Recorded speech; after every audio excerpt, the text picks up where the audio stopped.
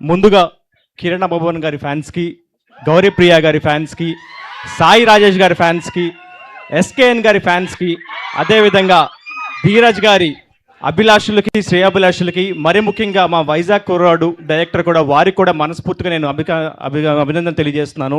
ముఖ్యంగా మణిశర్మ గారికి కూడా మనస్ఫూర్తిగా నమస్కరించుకుంటున్నాను. అండ్ ఆల్సో ఈరోజు ఈ వేదికను విచ్చేసి ఒక స్వచ్ఛమైన, అంటే పేరులో చెన్నై లవ్ స్టోరీ ఉండొచ్చు కానీ ఈ సినిమా ఎక్కువ శాతం ఆంధ్రప్రదేశ్ బీచ్లో, అదేవిధంగా చీరాల బీచ్లో, ఈ ప్రాంతాల్లో తీసిన సినిమా.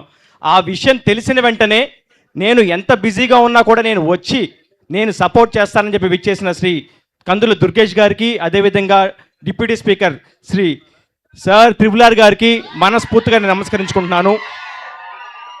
ఇదివరకు గతంలో సినిమాలు చూసి సమాజంలో యువకులు పాడైపోతున్నారని చెప్పేవాళ్ళండి.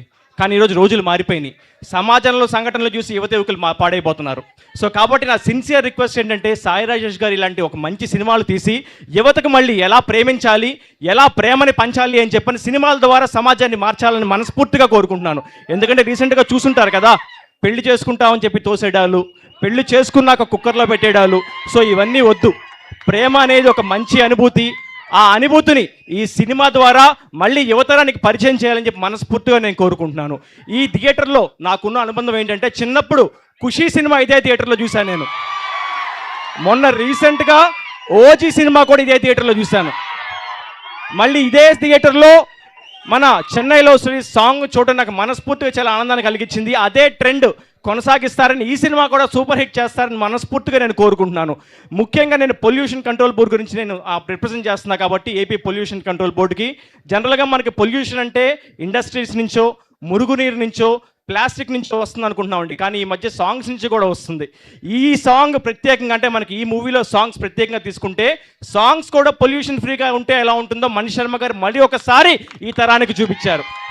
సో కాబట్టి పొల్యూషన్ కంట్రోల్ బోర్డు తరపున ఇలాంటి పొల్యూషన్ లేని సాంగ్స్ని ప్రజలకు అందించి, ముఖ్యంగా మంచి స్వరాల్ని, మంచి గాయకుల్ని వేదిక మీద తీసుకొస్తున్న శ్రీ మణిశర్మ గారిని మరొకసారి నేను మనస్ఫూర్తిగా నమస్కరించుకుంటున్నాను. అదేవిధంగా ఈ సినిమా మరింత హిట్ అవ్వాలని, అదేవిధంగా ఈ సినిమాకు ప్రొడ్యూసర్లు కానివ్వండి, నటీనటులు కానివ్వండి, ముఖ్యంగా చూసిన మీకు కానీ అత్యంత ఆనందాన్ని కలిగించాలని, ప్రేమని పంచడం కూడా మీకు నేర్పించి తీరుతుందని మనస్ఫూర్తిగా నమస్కరించుకుంటూ, ఈ సినిమాలు, అన్ని సినిమాలు బాగుండాలి, అందరి సినిమాలు ఆడాలని కోరుకునే రాష్ట్ర డిప్యూటీ సీఎం శ్రీ పవన్ కళ్యాణ్ గారి ఆశీస్సులు ఈ సినిమాకు ఉండాలని మనస్ఫూర్తిగా నేను కోరుకుంటూ సెలవు తీసుకుంటున్నాను. జై హింద్. థ్యాంక్ యూ అండి.